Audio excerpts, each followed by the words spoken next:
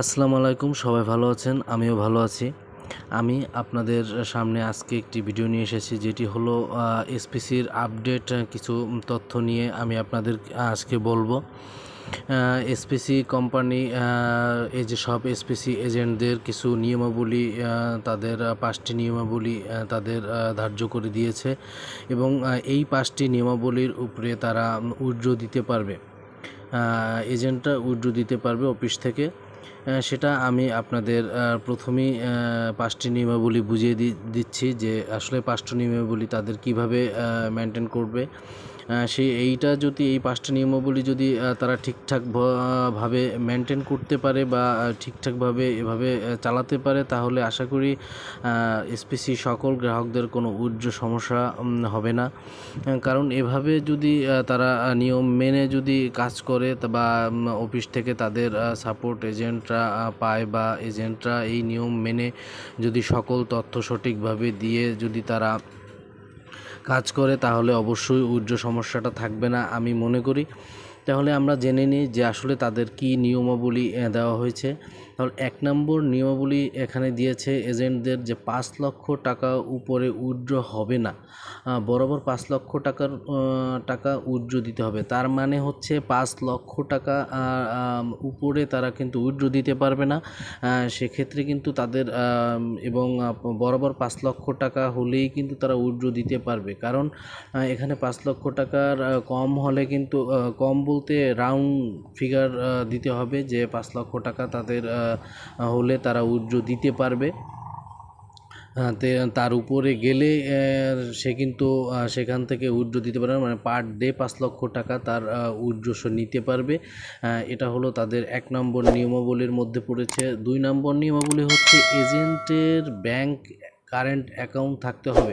তার মানে এসপিসির যত এজেন্ট আছে তাদের অবশ্যই কারেন্ট অ্যাকাউন্ট থাকতে হবে। কারেন্ট অ্যাকাউন্ট বলতে বোঝাচ্ছে যে এখানে লেনদেন তাদের, কারণ কারেন্ট অ্যাকাউন্ট থাকলে হয় কি যে প্রতিদিন তারা লেনদেন করতে পারবে। যে টাকা তারা উইথড্র দিবে, উইথড্র নিবে, সেটার ক্ষেত্রে তারা লেনদেন করতে পারবে। তার ক্ষেত্রে একটি তাদের কারেন্ট অ্যাকাউন্ট বাধ্যতামূলক থাকতে হবে। এবং 3 নম্বরে হচ্ছে পেমেন্ট মেথডের তালিকা প্রিন্ট করে সাথে আসতে হবে, সাথে নিয়ে আসতে হবে পেমেন্ট মডেলের তালিকা। তার মানে যারা পেমেন্ট তারা যে পেমেন্ট করবে সেই পেমেন্টের একটি তালিকা তাদের অফিসে সাবমিট করতে হবে, তাদের নিয়ে যেতে হবে আর কি। এটা হলো হচ্ছে 3 নম্বর শর্ত। 4 নম্বর শর্ত এসপিসি দিয়েছে এজেন্টদের যে এজেন্টকে নিজের প্রতিষ্ঠানের নাম, এজেন্টের নাম, ইউজার আইডি নং, মোবাইল নং, ইমেল আইডি, ব্যাংকের শাখার নাম ও এজেন্টের ঠিকানা ইত্যাদি সুস্পষ্টভাবে লিখতে হবে, অন্যথায় উইথড্র দেওয়া হবে না। তার মানে এজেন্টের যে এই যে নিয়মগুলো দিয়ে দিয়েছে, যেমন এজেন্টের প্রতিষ্ঠানের নাম, যেটা প্রতিষ্ঠানের নামটা এবং এজেন্টের নাম, এজেন্ট কোন এজেন্ট, সেই এজেন্টের নাম, কোথার এজেন্ট, কোন এলাকার এজেন্ট সেইটা, তারপর ইউজার আইডি, তার ইউজার আইডি নাম্বার সহ, মোবাইল নাম্বার সহ, ইমেল আইডি তার থাকতে হবে, ব্যাংকের শাখার নাম, যে ব্যাংকে সে অ্যাকাউন্ট করেছে সেই ব্যাংকের অ্যাকাউন্টের শাখার নাম ও এজেন্টের ঠিকানা। এজেন্টের ঠিকানা আমি তো বলেছি যে তার এজেন্টটা কোন জোনে রয়েছে সেটার ঠিকানা তাদের ইত্যাদি সুস্পষ্টভাবে লিখতে হবে, যে তাদের যে স্ট্রাকচারটা থাকবে তাতে লিখতে হবে, অন্যথায় তাদের কিন্তু উইথড্র অফিস দিবে না। এই জিনিসগুলো যদি সঠিকভাবে তারা পরিপূরণ করে অফিসে তাদের যদি সাবমিট করে বা তাদের যদি দেখানো হয়, তাহলে অবশ্যই এজেন্টদেরকে এখানে বলা হয়েছে যে অবশ্যই এজেন্টদেরকে তারা প্রত্যেক দিনের যে লেনদেন করবে সেটা তারা ক্লিয়ারলিভাবে করতে পারবে এবং সকল এসপিসির গ্রাহকরা অবশ্যই তাহলে মিনিমাম একটা এজেন্ট থেকে আমরা ধরে নিচ্ছি যে 5 লক্ষ টাকার তারা মিনিমাম 5 লক্ষ টাকার উইথড্র গ্রাহক দিতে পারবে। আর যদি প্রতি এজেন্টেরাই যদি 5 লক্ষ টাকা তারা উইথড্র দিয়ে দিতে পারে গ্রাহকদের, তাহলে আশা করি যে এসপিসির যত গ্রাহক রয়েছে তাদের অবশ্যই কোনো সমস্যা হওয়ার কথা না। আমরা দেখি এবার 5 নম্বরে কি বলেছে, উইথড্র ফর্মে সুস্পষ্টভাবে সকল গ্রাহকের তথ্য প্রদান করতে হবে। উইথড্র মানে এখানে বলা হয়েছে অন্যথায় উইথড্র দেওয়া হবে না।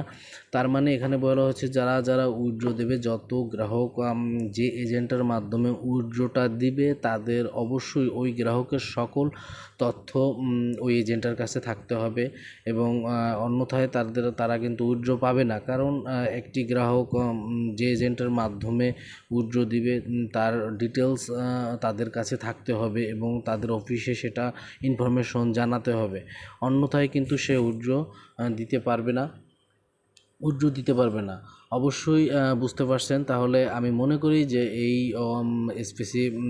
এসপিসি যে নিয়মাবলী এজেন্টদের দিয়ে দিয়েছে, সেই প্রতিটা এজেন্ট যদি এই নিয়মাবলীগুলো পালন করে তাহলে অবশ্যই মনে হয় যে কোনো গ্রাহকের সমস্যা হওয়ার কথা না। কারণ এসপিসির অনেক এজেন্ট রয়েছে যারা যদি এই নিয়মগুলি পালন করে, এবং তারা এটা থেকে বোঝা যাচ্ছে যে প্রতিদিন তারা 5 লক্ষ টাকা তারা কিন্তু উইথড্র গ্রাহকের দিয়ে দিতে পারবে, এবং তাদের সামর্থ্য অনুযায়ী তাদের কোনো এজেন্টের যে সামর্থ্য অনুযায়ী তারা এই জিনিসটা করবে। কারণ এজেন্টদের সেই পরিমাণ সামর্থ্য থাকতে হবে, ক্যাপাসিটি থাকতে হবে, যে গ্রাহকদের উইথড্র দেওয়ার মতো তাদের ক্যাপাসিটি থাকতে হবে।